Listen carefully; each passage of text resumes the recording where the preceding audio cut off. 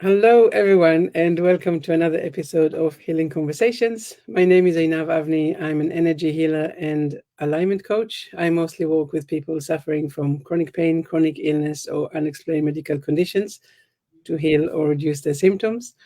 And this podcast is really here to encourage the message of natural healing and give some hope to those that needs to hear it. So today with me in the studio, Manya Ronay. Manya, is so lovely to meet you. Welcome. Thank you, Einav. Thanks for having me. So let's get started. Tell us something about you. Yeah, so I'll start with, I always wanted to be a journalist. So I grew up like really intense. I was like a perfectionist, overachiever, really, really good at school. I went to this like really crazy magnet school, high school, like top school in the county, and worked my way up the newspaper staff. It was like my dream, to be editor in chief and just a really, really hard worker.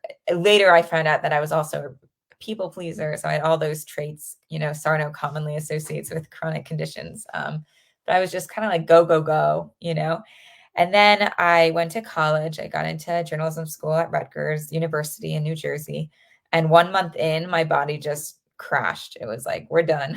I was like, too much, going on, too much you've been ignoring all your life. And I was diagnosed with POTS, postural orthostatic tachycardia syndrome, which is a condition that I later found out is totally mind body. It's, my brain basically was stuck in fight or flight. And then it created a host of symptoms from like dizziness, lightheadedness, fatigue. Basically, I never knew how I would be feeling. Headaches, insomnia, GI stuff. Like I cycled through all the symptoms. Um, yeah, so my healing journey began there. And how quickly did it take to recognize that actually this is something that maybe you can do something about and not necessarily follow the diagnosis or the verdicts of the doctors? Yeah, it took me about a year because in the beginning, of course, I was terrified. I went from being like pretty much fully functional, even though already in high school I started having some GI stuff and brain fog and some depression my senior year. But I was functional, so it was a real shock, like to all of a sudden not be functional. And so I, was freaking out. Went to all these doctors, and they were the opposite of helpful. They did everything they knew, but they didn't really know how to help. They didn't know what's causing it. They didn't know how to fix it. Their whole thing is like, all right, just take these off-label medications for your entire life. And they didn't help. So the medications didn't help. The conventional lifestyle recommendations didn't help. They said, eat a lot of salt. So I was already eating a lot of processed food. And then I ate even more processed food to try to get more salt into me. And so, yeah, so their recommendations were salt, water, exercise. That was good advice. That was like the only thing that helped. It helps get the blood flowing. Because the thing Mm. with POTS is that, your nervous system's kind of so out of whack that when you go from lying to sitting or standing, the blood isn't pumped properly to the top of your head. And so your heart Mhm. beats really fast to compensate. And some people pass out. I never passed out, but I would just get really lightheaded and really out of it. Um, so yeah, so along those lines, they also recommended wear like compression stockings, like these really tight stockings. And I tried that once under pants during a really hot summer internship, and it was terrible. Um, so yeah, so none of that stuff worked. Basically, I was just getting worse and worse throughout my freshman year. Um, and the summer after my freshman year, I was trying to hold down two internships. I was taking off a lot of time because I wasn't feeling well. I was going to different specialists, and conventional medicine really didn't have any answers. So out of desperation, a family friend recommended a holistic practitioner. Her name is Shannon Goosen.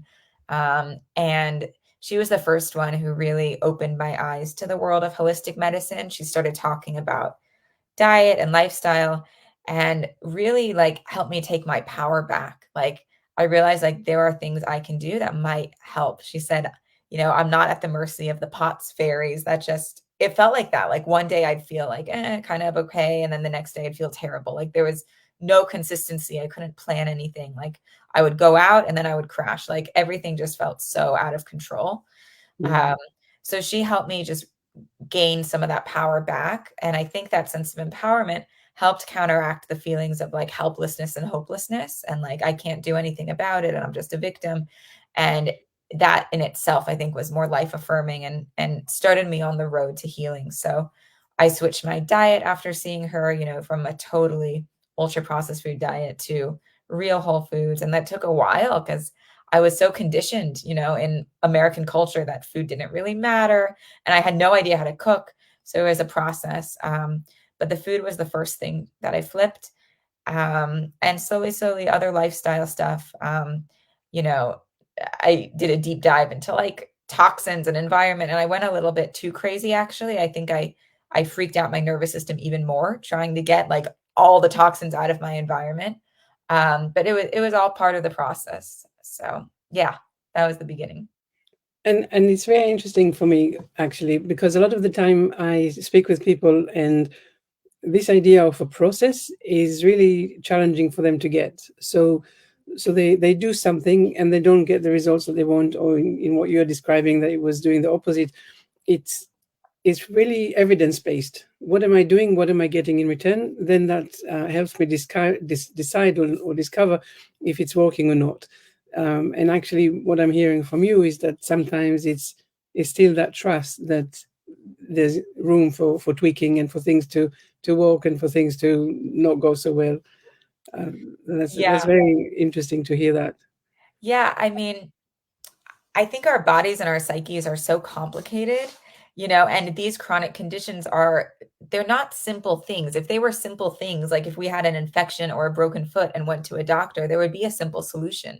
But since these are kind of long-term chronic complicated things that came about from complicated psychological or physical factors, yeah, it doesn't make sense there's just going to be a quick solution. And I know that's hard for people to hear. Like when I went to my first doctor, for POTS, he was like, "So how do you feel like about this diagnosis?" And I was like, "Oh, well, I'm fine as long as there's a pill to take." Like I also just wanted that quick fix. That's I think how we're conditioned. And of course, just quick fix, go back with life. But that's Mm. unfortunately and fortunately, that's not how it works. Well, I think that's exactly that's your journey, right? And some people will get stuck in that, looking for the pills and waiting for this, quick fixes, and other people will get on a journey like you have, and yeah, completely different trajectory. Yeah. Um, yeah, and there was another thing that I was just going to say. It just flew out of my mind. Um, it will come back. It will come back. Right. So we get back to yeah, my brain is working. What was I going to say? Yeah. Was it about the toxins and stressing my brain out? Well, I'm very happy to hear a little bit more about that. How did you decide what to do? Um, I mean, as soon as I bought in that food and environment affects us, I went all in. So like, filtered water, shower filter, organic vegetables, no tinfoil, no like plasticware, like all of it. And I realized later on that I was stressing my brain out, that it was probably just increasing that fight or flight. I realized like when I would go on vacation and I didn't have my like healthy nonstick cookware and my organic vegetables, that I would kind of freak out or my brain would freak out.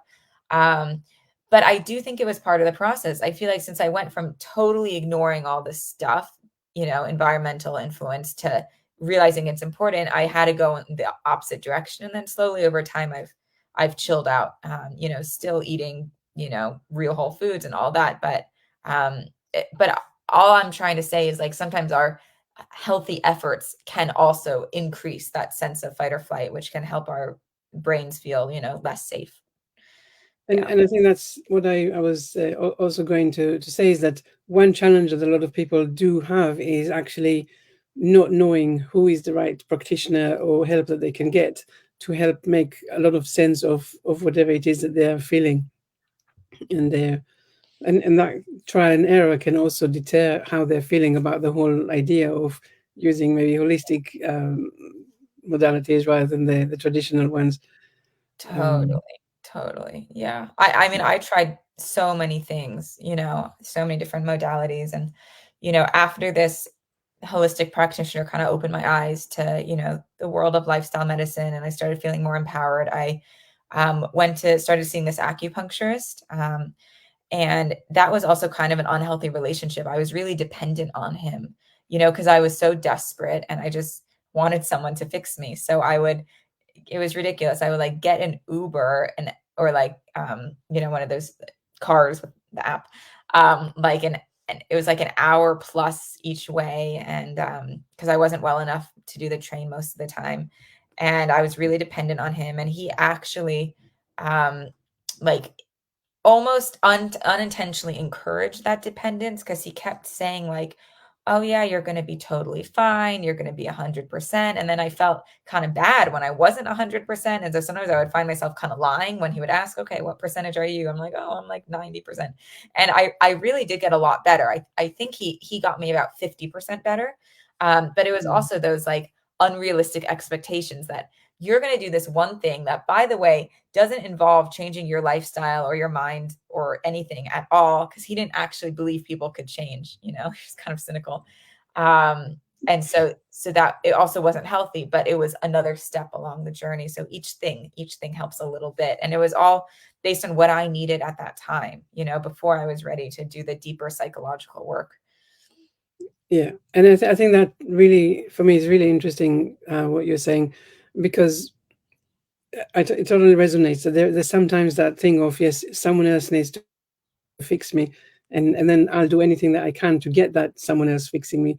But here we are saying, actually, there's another element, and which is basically, what is it that I need to do? How do I, Exactly. yeah, what is my part in all of this? Yeah. And that's a big one, actually, because a lot of the time we don't know, or we don't want to go there. Yeah. Exactly. And I think that's where all the roads are leading in chronic illness recovery. Like I know some people get better just with external treatments, but I think most people really have to eventually do this deeper inner work of, what can I do? How did I unintentionally contribute to this disease? And what do I need to do to help my body recover? Yeah. So to me, this is like a really important sentence that you say, and I really like it, because if people listening, if they have a different kind of relationship with their illness or condition, and this kind of is the encouragement to say, actually, there's another element. There is a part of you that needs to do something differently as well. Um, and so tell me a little bit, how did you recognize that it was time for you to start digging deeper? Yeah, so I remember my senior year of college, I just like had this feeling that I needed to work on my brain. It was just kind of an insight. I was like, I need to start meditating or something. I had already heard of Dr. Sarno and the mind body connection, but at that point like I didn't buy it. I was like, this illness is too extreme, too full body to be caused by my brain. So I didn't buy it at first.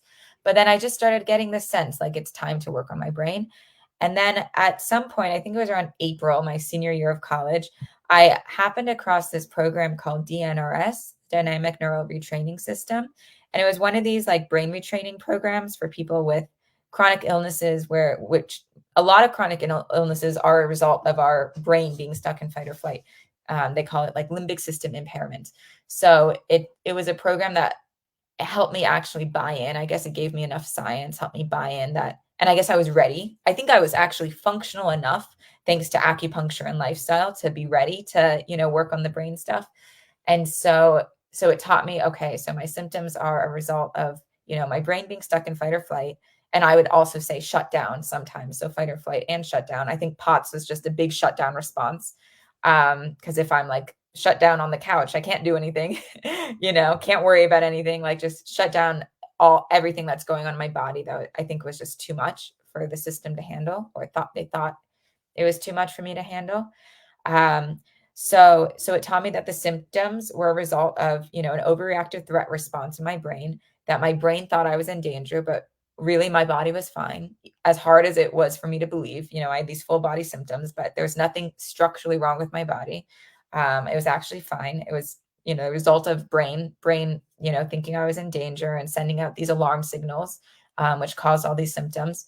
And also, like equally as importantly, it helped me realize that by freaking out about the symptoms and obsessively trying to fix the symptoms, I was just making things worse. I was just making my brain feel even more that there's a problem. Because if she's trying to fix it and she's freaking out, it just means there's a problem. So let's just keep that alarm bell going, which just created more Mm. symptoms. So that was a super important intro to me. And I was ready for it at that time. For whatever reason, I wasn't ready for Sarno like a year before, but I bought into this program, and that was helpful. It wasn't enough. It was all cognitive. It was all like, don't go into emotions or trauma, like just focus on, you know, helping your brain feel safe, teaching your brain and body that you are safe. And that's what I needed. And I realized, now I have a private practice, and I'll talk more about that. But I realized that I bet you my body didn't feel safe enough to like go into any sort of past trauma until I felt more safe in the present. So there's really like a time for everything. There's a time for, nutrition, and time for acupuncture. Okay, build enough safeties, time for some brain training. And then, okay, now it's time for the deeper work, as my system was feeling safer and safer. And the brain walk, it is interesting because it's like the next step, right? So we start with medical world, traditional Western medicine, and then we say, right, maybe we go diet, exercises, then maybe we do acupuncture, and then the next phase is like you say, is actually to recognize that the brain is so pivotal in how we feel. It's really a conversation between the brain and us, and the brain really just really want to help. Getting symptoms from the body, then reacts to it, but kind of missing the point and making it worse instead of better. um, and when we understand that so much of it is really, it's the neural pathway, right? It's habits, it's patterns, it's thing that we're doing on automatic, and we don't question it. And that when you start recognizing that, and you start your questioning, actually, what is going on here? Why is this here? Like you said, if I'm in shutdown, I mean, I don't have to worry about things. I don't have to be out there and receiving more stress and emotions. And then once that is done, I guess it's that next phase of getting really into understanding you now, and going deeper in your Exactly. emotions and all of that. So Exactly. so how was that? Yeah. Yeah, I really love actually this order we're going in.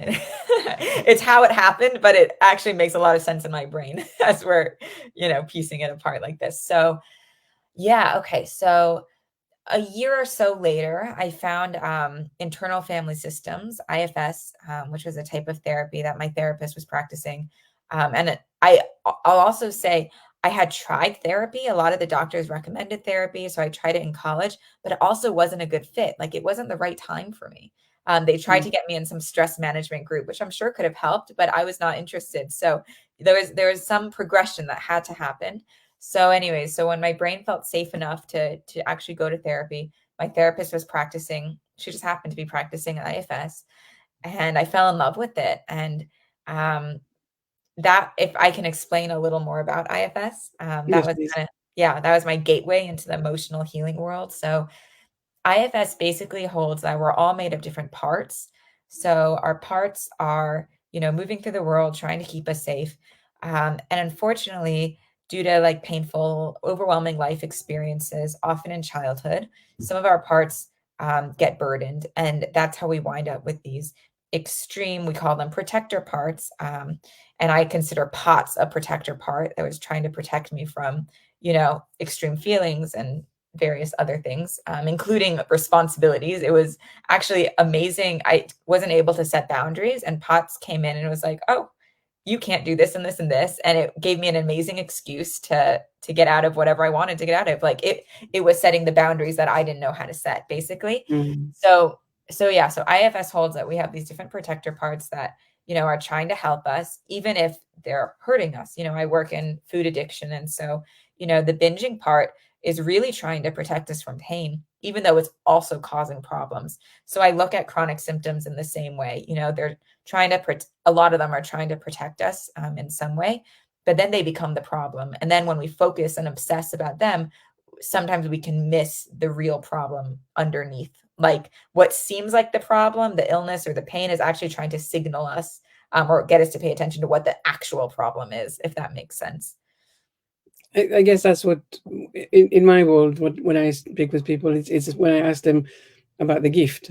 Yeah. not necessarily what they necessarily like straight away, but it is right. What is the gift in whatever it is that you are, you know, having these symptoms? What is the benefit of having it? What is it helping you do or not do that you couldn't do or not do before? Yes. Um, Exactly. yeah. Yes. Yeah. Yeah. So, So tell me a little bit more about the IFS. I mean, yeah. this is kind of you share the high level Yeah. explanation of the parts and the protectors. Yeah. How do you actually get into working with this? What is it? What is it Yeah. like? So, if you want, if you're interested, we could do a little bit of a demo in a bit after I do it, explain. Sure. Yeah. Um, but what it looks like is we start with getting to know the protectors, and it's kind of a little meditation, like tuning inside. For example, say I was trying to work with my people pleasing part. These are all parts, the perfectionist, the people pleaser, the overachiever. So say I was trying to work with my people pleasing part, I would just tune into my body and notice, where did I feel it in my body? What does it look like? Usually there's an image that comes up. And then we can actually like start to have a relationship with this part of us. And it sounds crazy, but if we can do a demo, we'll show people that it actually works. And Dick Schwartz, by the way, who discovered IFS 40 years ago, discovered it just by working with his clients. He didn't come up with it. He just discovered it by talking to them. And the most amazing part of IFS is he discovered that when all the parts relaxed, he found this core self, capital S self, at the center of everyone that was calm and compassionate and courageous and confident and knew how to heal. Like when we can access the self, we know how to relate to our parts, even the extreme ones, even the ones that cause illness or addiction. We're able to recognize their positive intentions, because all parts have positive intentions, and help them unburden. So it's a really beautiful process, and it's just a way of exploring gently, gently the inner world. Like, we're not rushing past the protectors. We really respect them because they're amazing. That they basically took all this trauma and overwhelming life experiences that we had as a kid, and it doesn't have to be crazy trauma. It can be anything overwhelming that we weren't able to process, it doesn't have to be a big thing for a little kid. And they lock it away, and then they guard us from these overwhelming feelings that if we were flooded with these overwhelming feelings all the time, we wouldn't be able to function. So they keep us really functional. Um, so they deserve a lot of credit, and so we don't barge past them to the trauma that can just lead to backlash. What we do is really, really gently, we say IFS has no agenda. It's just a state of presence, of being with the system, and the system naturally knows how to heal, and it will start, peeling back the layers as it's ready. I think as you were saying that, I was thinking about some of my clients, and I always find it very interesting how some people are very, I'm going to say, open to healing, and some actually have, I guess, resistance. Mhm. And because in my work, I do the conversation part, but then I also do the energy healing to actually release trapped emotions and stuff from people's energy fields. Um, there is a belief, I guess, that after we release things, you should be able to feel the difference, and it works on, I say, 98% of the people. It works exactly like that. But then there are other people that it doesn't do anything. Like, I have, I guess, a couple of clients that feel that. So we do so much work, we release so much stuff, and then they say, I don't feel anything. And so then that leads us to the next conversation of what is it, what are you protecting, or Right. what part of you is protecting you from healing, and what does it believe that you are not, that you're not there yet. And basically, if you healed, you would get back into danger or something that is untoward, based on your, life trajectory and stuff. So it's really interesting to hear that, this thing that I noticed already with some Mhm. of my clients. You actually have a whole system to reach out and to help. So I am definitely very interested in finding out a little bit more about how to do that, how to relax these protectors, how to get everyone to be in alignment and in agreement to the healing. Yeah. Would you be comfortable doing a little demo? Yeah, go for it. Let's do it. Okay, it won't be long. We'll see how it goes. But we're not, just so your system knows, we're not going to go too deep. We're just going to give people a little taste, maybe, of getting to know a protector. Okay, Yeah. cool. So, do you have an idea of a part that you'd like to get to know better? Um, so I remember last time when I don't know if this is a part, so please just tell me. But we were talking about safety, right? Yeah. And so yeah, I definitely know that I have a part that is about safety, something that is, you know, from long time in childhood about not Yeah. feeling safe in Not, my environment. yeah, not feeling safe in your environment. You Okay. said not going deep. I'm guessing that we went straight in there, isn't It's it? okay. If your system feels safe going there, yeah, I trust it. Okay. Yeah, so part of you, maybe young from childhood, doesn't feel safe in your environment. Yeah. Okay. Is there anything else that you'd like to say about that, or we can just go straight in? No, I can say so. So I noticed for myself that in adulthood, um, there are situations where people. I guess even we went to visit a friend in Finland a few years back, and she lived in pretty much the middle of nowhere on on a lake, and it was very idyllic and it was beautiful. It was really wonderful, and everyone was able to relax and have a very good time. And I kept thinking, who's going to knock on the door? Who's, is the shadow in the trees? Really looking for, really not being able to relax into these beautiful settings and feeling, yeah, not safe. Yeah. So it sounds like maybe there's like a fearful or a hyper vigilant part that's always like looking out for danger and won't let you relax. In particular, around, yeah, the house, the home, that kind of thing. So I remember Okay. when I just moved here to the UK. We moved into a normal Victorian house, and it means that it's not very old, but it's kind of 100 years old or so, maybe around that. And so there was a lot of creaking, and the radiators would make very funny noises. And I remember when my ex-husband would go out of town for work and stuff, and I was left on my own. I could not sleep. I was terrified, and I would go and check all the cupboards, Yeah. and actually stayed up all night with the light on, and then just slept in the day. It's around the home, because that's of course immediate, uh, Yeah. connected to my childhood experience. Yeah, so that is Yeah. that's, Okay. Yeah. So this part that, is nervous and hypervigilant around the home, scared of what would you say it's scared of? definitely scared of intruders. Yeah. Yeah, there was um, threat of terrorism when I was young. When I was growing up. So it's really that directly that. Yeah. That makes so much sense. Yeah. Does that make sense to you? Why that part would be so hypervigilant based on what, happened? Yeah. It was definitely it was very scary for me. I shared before that, and I sometimes, because I was so terrified of going to sleep, that I know, really needed to open up my my radars to see if there's any noise or anything that meant that there was someone approaching, and then sharing that I managed to create this mechanism of saying, okay, now think about something you like, birthday cake, and really describing this chocolate cake in so much details that it allowed me to calm down and go to sleep. Yeah. So the copy mechanism. An unbelievable part that came in, and there's part of you that's like so terrified and can't sleep. And then part of you came in and figured out this way to cope. Yeah, Unbelievable. Yeah. yeah, Yeah. Okay.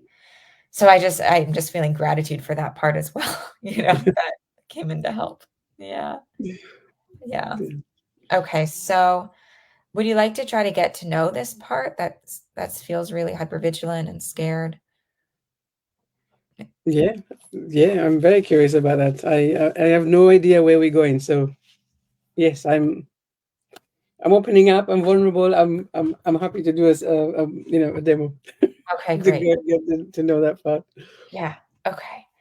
So, yeah, I don't think we're going to go too deep, but even if we can just get to know the part that's scared and maybe help introduce it to you and see where you are in life, maybe it'll help it. Yeah. Hmm.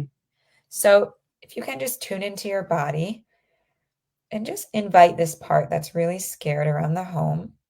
Notice what feelings come up in your body where you feel this part.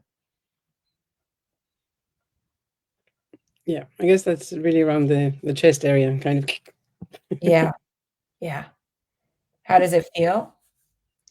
There's a clenching kind of like a starting of a hey, start paying attention. Maybe a little bit like a cold sweat kind of feeling without necessarily Yeah. feeling the cold sweat. Okay. Yeah. So a clenching, cold sweat kind of feeling. Yeah. Is there anything else you're noticing about this part? um, just that it's very familiar, Yeah. and also that it knows it knows exactly what it needs to do. It's very well practiced. Yeah. Yeah. Yeah. Okay. And what is it that it's trying to do for you? What is it trying to do? You can just ask it. What is it trying to do for you? Keep me safe. Keep me, knowing that if there's something there that needs is out of the ordinary, any unusual sound or something, that it will be there to let me know. Yeah. Okay. So it gives you these signals to try to keep you safe. Yeah. Mm. Yeah. Okay. Like scanning and paying attention to environment and if there's anything that's not safe. Yeah, Yeah. yeah. It's ready. Yeah. Okay. And so as you're tuning into that feeling, how do you feel towards it?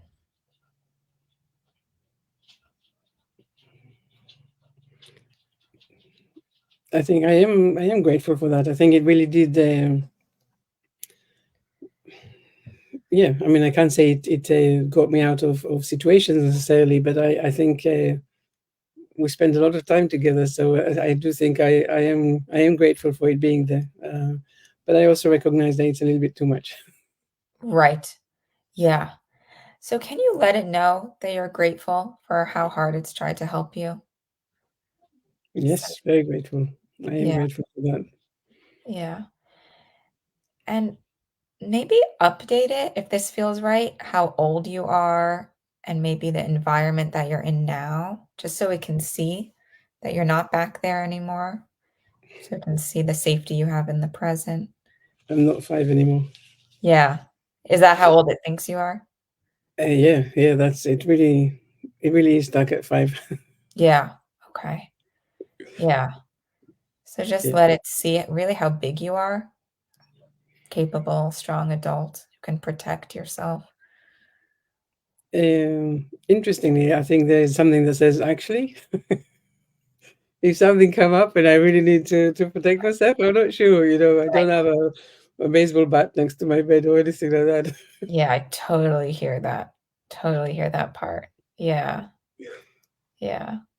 So what would it feel right to kind of show the part that you're not 5 anymore, that you're a little safer?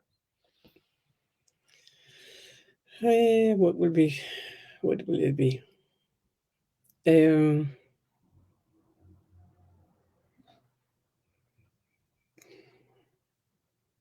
I think I mean, the conscious conversation is really to say, "Hey, I'm older now. If something comes up, I will know how to deal with it. Right? I would probably be able to do even a little bit more than I could when I was 5." But yes, that part of saying, "Are you sure though?" I Yeah. think that part is still is very strong. It's very, very strong. Right. Is that a different part than the one in the chest? It definitely feels more in my head where I guess my Okay. fears are. Okay. So this part in your head still isn't convinced that you're safe in the present? Yeah, it goes through the thing of, okay, so if something, if you hear a noise at night, what will you actually do? How Yeah. will you, and I don't know what I will do. But yeah. So that voice is saying to me, well, you can say that you have the tools, but actually, if you came down to it, you Yeah. probably still wouldn't know what to do. Yeah. Yeah, and then Yeah. No, go ahead. no, no, and I, it feels like yes, that's the truth. I Right. really wouldn't know. Yeah. Yeah, so let the part know. Let it know it's totally right and you really get that. Yeah, Yeah. Yeah. yeah. Yeah. And I'm wondering if we could help these parts see that there is a middle ground between, this part that thinks you're 5 and this part that thinks that, you're not gonna know what to do, that really doesn't feel safe at all. There is kind of this middle ground of being like this conscious adult that will keep you as safe as possible and do everything you can, and also holding the uncertainty that, yeah, we just don't know, you know? Mm, yeah, yeah. This middle ground sounds good. It sounds like a good place to go. Yeah. Okay, so let's just check in with the part first in the head and just see how it's feeling. If it needs to share anything else. Actually, it feels like it's okay. It feels like um, there's a kind of an allowance to say, do you know what? Fine. Okay. You can go with checking it and seeing that there is a middle ground, and maybe I don't have to be so alert all the time. Yeah. Um, yeah, funny, but this is kind of how it feels. Yeah. Okay, so thank it really, because again, it's just trying to help keep you safe. Mm, Yeah. thank you to my parts. Yeah. And just before we end, check with this part in the chest, the one that thought you were 5, and just see how it's doing. It also has some distance from that feeling. It's like, I remember where it came from, and I'll just keep an eye, but maybe I can just keep it back a little bit. Yeah. Great. Okay. So thank Yeah, that one too. Yeah. thank you, thank you. Maybe just let them know that you're here. If they ever need anything, they can raise their hand and, they're not alone. Yeah. Yeah, it's very interesting actually to think that this is just a part of me, right? Like you said, a protector or protectors in this case, but actually there's probably quite a few others, and how they all work together. Yeah. Yeah. And a lot of them are really young. Like if you ask the part how old it is, they're little too. It's like these little kids trying to protect us. Yeah, Yeah. yeah. Yeah. Thank you for the experience. It's very interesting how little can make such a difference. So it's Yeah. definitely noticed that. Sure. But that brought up a question actually. So what if people say, well, nothing comes up? Because a lot of the time, we block, right? Because it's so painful. Yeah. What do we do with that? So you're right. That's a protector part. And yes, I see them all the time, and people, I actually feel bad. People in my some of my IFS groups, like, they want so badly to connect to their parts, but they can't, and I'm like, "That's just a part that's trying to protect you by keeping you outside, by not letting you go inside because it's scared of all the pain that you might find inside." And so that's one of the top strategies parts have, is keep us outside of our body, don't look at what's in there. And so what you do with that is, we're not barging past the parts. What a clinician would do, if I'm sitting with a client like that, is I'm holding my, self energy, which is like this healing container, no agenda, just like compassionate presence, and I'm just being with the client, and maybe we're talking more, rather than, there has to be a certain level of safety before people are able to do that inside work. We call it insight, but before they're able to go inside, the parts, like you said, have to trust us and relax enough, that we can handle this, that we're not going to let any parts in here take over. So we'll talk. I'll hold the self container, which is healing in itself, and slowly, slowly, slowly, the parts will soften. And I also want to say, there's a lot of work we can do before going inside. Like there's, even just talking in parts language, like reflecting back to someone, they might come in saying, like, oh, you know, I am depressed, or I am anxious. And, just being able to reflect back and say, oh, so part of you is feeling depressed and part of you is feeling anxious, that already starts the process. We call it unblending, of realizing that these parts aren't us, like they're separate than our core essence, which is calm and compassionate and, all those C words. And it gives us a little bit of distance, kind of like what you got in this little demo. And that's the beginning of just noticing our parts, noticing we're not them. Yeah, if that makes sense. Oh, absolutely, absolutely. But I want to ask. I know that in talking therapy, I remember when I went to therapy some years ago, many years ago. Um, what kind of aspired was that I was sitting there, and now there was a huge pile of pain in front of me, and I was like, "But I don't know what to do with it." Like it was so painful and so raw, and yet there was nothing for me to do it with it. And then in the end, I said, "Right, let's bury it back. Right, I just right. don't want to deal with it." How do you deal with this? How do you help people to actually to find somewhere to put that pain, not to Yeah, put, but actually yeah, to yeah. deal with it? Such a good question, and that's exactly why we don't rush past the protector parts, why we really respect them, and so if they're not letting they're the guards to the pain, so if they're not letting us go to those wounded, vulnerable places, we're not gonna go there, and so IFS in itself is very, very safe, because we're trusting these protector parts, and so they're usually not gonna let us go anywhere that would be too overwhelming, so, you know, we stay with the protectors, getting to know them for as long as we need. And then, we can start when the system feels ready to negotiate permission to go to just one, we call them exiles, one of those wounded exiles, and to be with it. And, we can actually ask the exile not to overwhelm the system, and it's able to do that to kind of keep its intensity, maybe at it like a 2 out of 10, so that we can be present with it. And when we're in this place of self, this like calm, compassionate place, we're not we are not becoming re-traumatized because we're separate from the pain. So it's kind of like being with a little kid and just holding them in their pain. And again, we're going like so slowly, and that's how we avoid having this like massive pile of pain, because the protectors keep Mm, it so well guarded, and we trust them to like bring to the surface what we need, and it's just little bits at a time, if that makes mm. sense. Yeah, it sounds very, very fascinating. So I want to ask, you said mainly you were working with people with addictions and food situations, but do you also work with people with chronic conditions like Yeah. more pain or illness?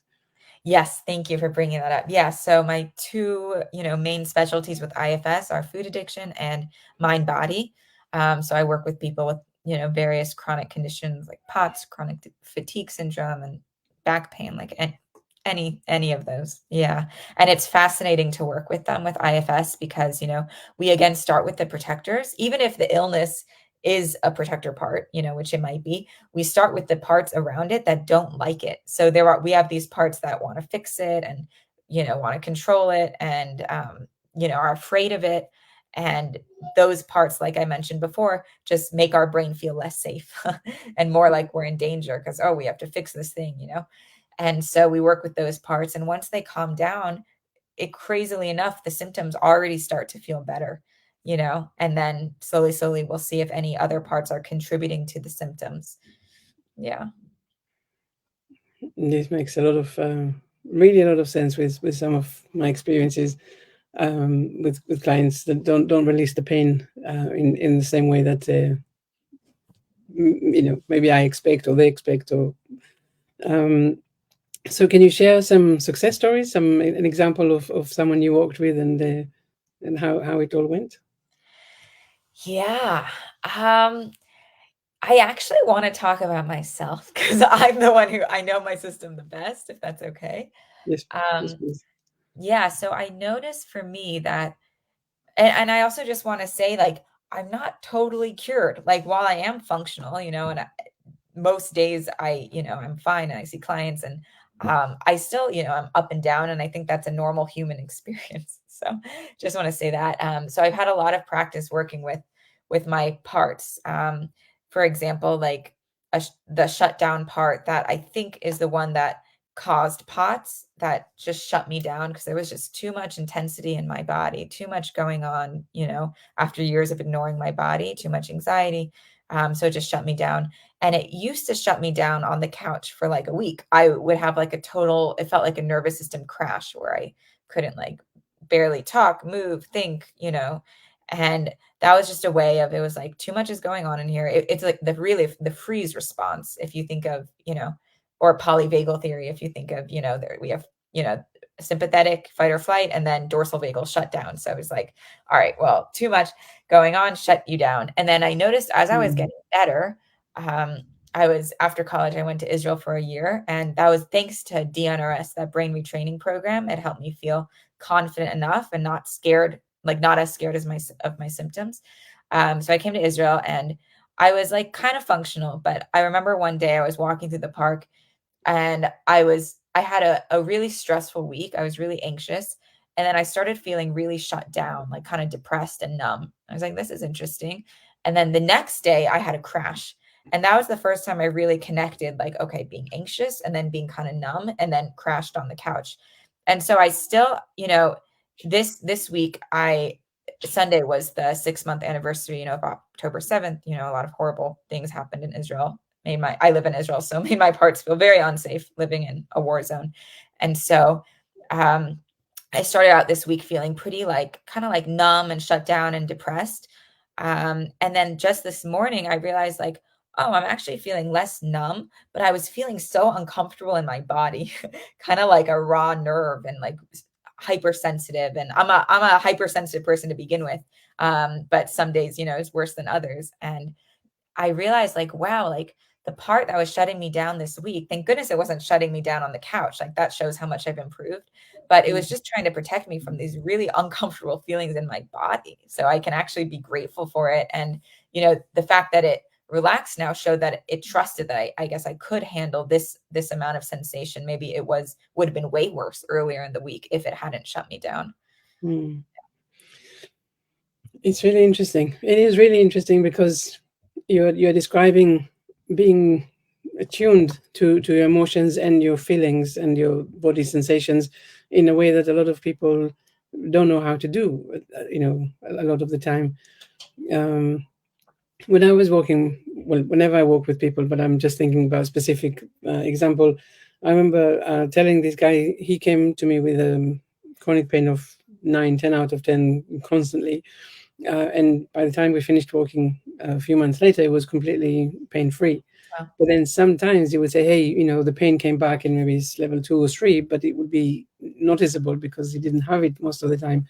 And then we would say exactly that there is an emotional connection. So let's go back a few days prior and see what are the stressors, what is going on that is unusual. And then we can look at that and use it as a way forward, like helping us to understand how he was reacting to an event in his life, and how he could do it differently when he understood that it was a stressor. Yeah, So it's exactly. just it's just so interesting to see really that it is a mind body connection, and when you allow yourself to come out of that eternal freeze, that you can actually start understanding things differently, and actually take control of things that you can take control of. Yeah, you're so right. Like whenever there's a symptom, it usually means there's some stressor, conscious or unconscious, or some emotion, that's stressing us out. And it's all about kind of attending to ourselves. Sometimes we'll be able to figure it out, sometimes not, but that's okay. It's just like, what do I need in this moment? You know? Yeah, Yeah, yeah, to help to help that's me always feel a a good little. message. What? It's always a good question, really, to say what Right. do I actually need, and do I give Yeah. myself permission to get that? That's another question. Right, exactly. You're right. So right. Yeah, but it's just like, how can I help my body feel a little more safe? And a lot of that for me, like when I started IFS, I was like, this is amazing. And whenever I had any sort of mental or physical symptom, I would be like, okay, I'm just going to go talk to the part and all will be well. And I noticed that was a fix it part that actually wasn't comfortable with feeling bad. So it wanted me to do things to fix it. And now what I do more is just when I'm feeling something like mental or physical symptom is more like just be with it and not try to get rid of it. And if I feel like there's some emotional thing I need to work with, like every day in the morning for a few minutes, I'll meditate and check in with my parts. And I'm not going fishing. I'll just see if any part comes up that needs that needs attention. And same thing with journaling. Like I used to journal all the time. And now it's like, okay, if I feel like something needs to come up, I will journal. But most of the time, it's just being with myself, taking care of myself. If I need a rest, I'll rest. If, seeing what I need and just knowing the symptoms will pass instead of just trying to get rid of them. And again, that's really important. Yeah, it's the allowance again. And so I have just one more question, really. So this bit about recognizing that the brain is giving us pain messages as a way to as a respond to signals that we are sending it. So that kind of creating the loop. And so we say, if you are able to say, um, to have that conversation with yourself, that actually I am safe, and rewire your brain, and tell him, hey, I'm actually not sending you anxiety and fear. I am safe. So in theory, you and I, we understand it. We really get that. But how does someone out there that is experiencing that loop, how can we help them? I don't know. I don't even know. But how to bring it to, so it's not just a theoretical thing that I'm saying, but actually to feel that they're sending the right messages, that they really do feel safe. It's Yeah. Yeah.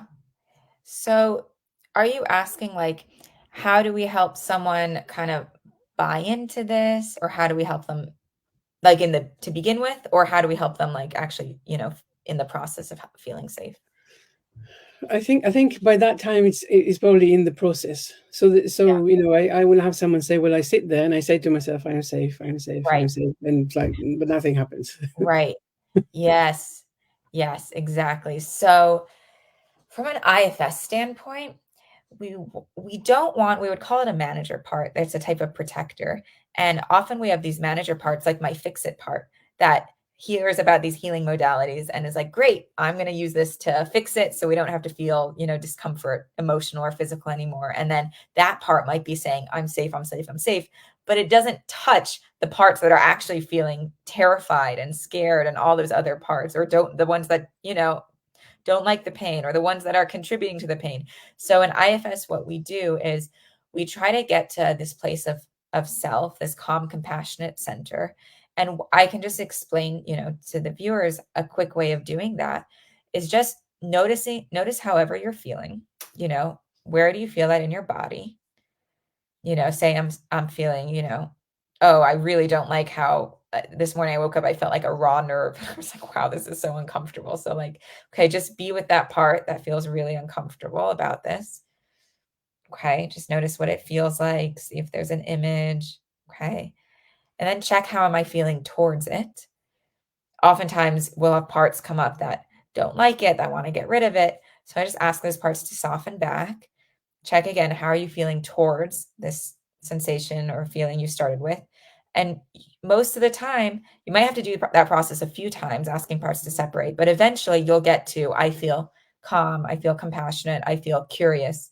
And that's self energy. So when we're saying those affirmations, like I am safe, we want to be doing it from a place of self. I heard someone say once, it's like an embodied affirmation. So instead of coming from the brain, I'm safe, I'm safe, I'm safe, when your body feels terrified, you want it to really come from your body, from yourself, from your Yeah. core, letting your parts know, I'm safe, I got this. Does that make sense? Mm, absolutely.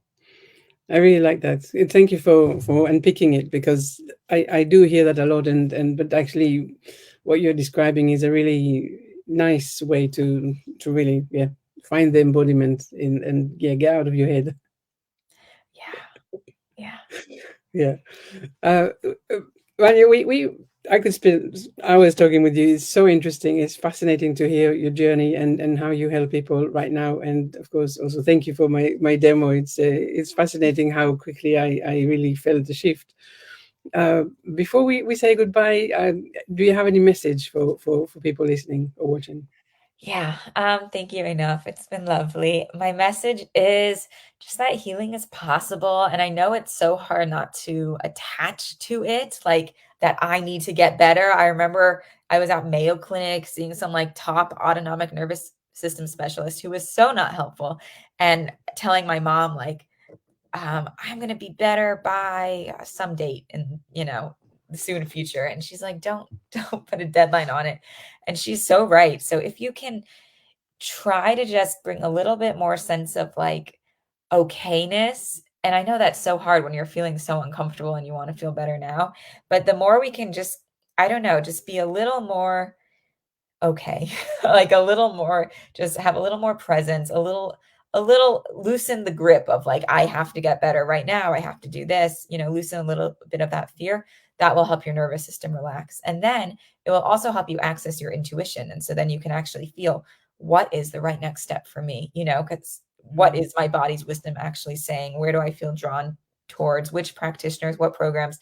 Because something I'm seeing now, there's so much information out there and people come to me and some of them, have only been sick for a few months, which I know is terrible, but they already like are doing all this mind body stuff and they're really stressed out. And I'm like, wow, I'm grateful I didn't have this problem. I'm grateful it actually took me a while to find all these tools Yeah. when I was ready for them. But also just like, yeah, do less and do what feels, aligned for you.